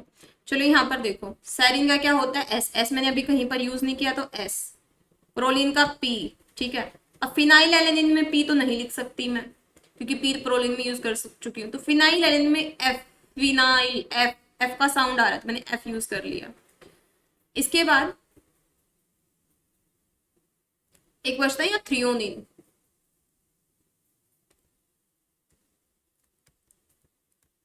थ्रियोनिन का क्या होता है टी।